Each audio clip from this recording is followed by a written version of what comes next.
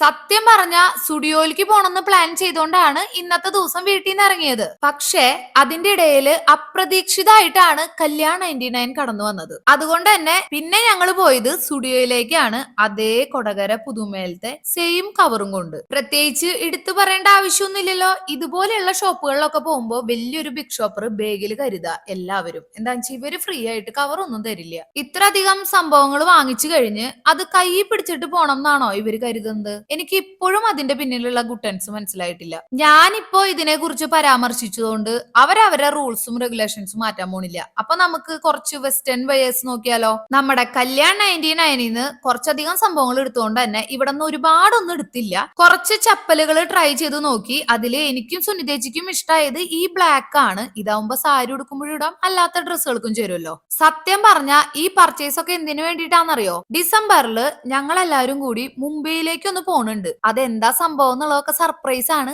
അപ്പൊ കാണാം. അപ്പൊ അതിന് വേണ്ടിയിട്ടുള്ള കുറച്ച് പർച്ചേസും കൂടി ഇതിന്റെ ഇടയിൽ കൂടെ നടക്കുന്നുണ്ട് കേട്ടാ. പിന്നെ കുട്ടികളുടെ ഡ്രസ്സിനായിട്ട് ഞാൻ കൊടകര മാക്സിൽ പോവാന്നാ വിചാരിച്ചിരുന്നത്. എന്താ വെച്ചാൽ അവിടെ ഇപ്പൊ ഓഫർ നടക്കുന്നുണ്ട്. പക്ഷേ കുട്ടികളുടെ കളക്ഷൻസ് സ്റ്റുഡിയോയിൽ കുറെ ഉള്ളത് കൊണ്ട് തന്നെ അവിടെ നിന്നും 2-3 എടുത്തു കേട്ടാ. എന്തായാലും എടുത്ത സംഭവങ്ങളൊക്കെ ഒന്ന് ട്രയൽ ചെയ്യാനായിട്ട് ഞങ്ങൾ ട്രയൽ റൂമിൽ എത്തിയിട്ടുണ്ട്. അവിടത്തെ ഗോഷ്ടികളാണ് ഈ കണ്ടുകൊണ്ടിരിക്കണേ. എനിക്ക് അധികം ഒന്നും എടുക്കാത്തതുകൊണ്ട് തന്നെ എന്റെ ട്രയൽ വേഗം കഴിഞ്ഞു. നമശിവും ജാനകിയും ഓരോ ഡ്രസ്സ് മാറി മാറി ഇട്ട് നോക്കിക്കൊണ്ടിരിക്കുകയാണ്. ഇതിൽ ജാനുവിന് ഇഷ്ടപ്പെട്ട സംഭവം ഇതാണ്. അതാണ് ഈ ഡാൻസ് ഒക്കെ ഒഴുകി വരണേട്ടാ. ഏതൊക്കെയാ നിങ്ങൾക്ക് ഇഷ്ടായ ഒന്ന് കമന്റ് ചെയ്യൂട്ടാ. പിന്നെ എവിടെ മിറർ കണ്ടാലും നമുക്കൊരു മിറർ സെൽഫി അല്ലെങ്കിൽ മിറർ വീഡിയോ നിർബന്ധമാണല്ലോ. ലിഫ്റ്റിൽ കയറിയപ്പോ അവിടെ ഉണ്ട് ഒരു മിറർ. അപ്പൊ പിന്നെ അവിടത്തെ മിറർ സെൽഫി എടുത്തു. അപ്പൊ വാങ്ങിച്ച സംഭവങ്ങളെല്ലാം ബില്ലിട്ട് നമ്മുടെ പുതുമയുടെ കവറിലാക്കിയിട്ട് ഞങ്ങൾ സ്റ്റുഡിയോന്ന് ഇറങ്ങാണ് കേട്ടാ. മുംബൈയിലേക്ക് ആവശ്യമുള്ള കുറച്ച് സംഭവങ്ങളും കൂടി കിട്ടാനുണ്ട്. അതിന് നമുക്ക് ഇനി കുട്ടികളെയും കൊണ്ട് ഒരു ദിവസം മാക്സിൽ പോവാട്ടാ. എന്തായാലും അടുത്തൊരു മുടക്ക് ദിവസം വരട്ടെ. അപ്പൊ പിന്നെ ഇനി നമുക്ക് സുനിതേച്ചീനെ തുറവില് സുനിതേച്ചിയുടെ വീട്ടിലാക്കിയിട്ട്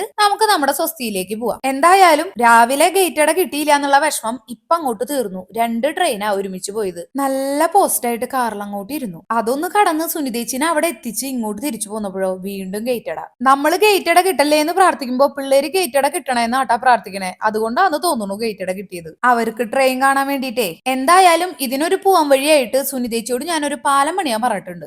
അങ്ങനെ നമ്മൾ നമ്മുടെ സ്വസ്തിയിലേക്ക് തിരിച്ചെത്തിയിട്ടുണ്ട്. ഇനി ഡിക്കിയിൽ തട്ടിയ സാധനങ്ങളെല്ലാം എടുത്തു വെക്കട്ടെ. അടുത്ത വീഡിയോയിൽ കാണാം.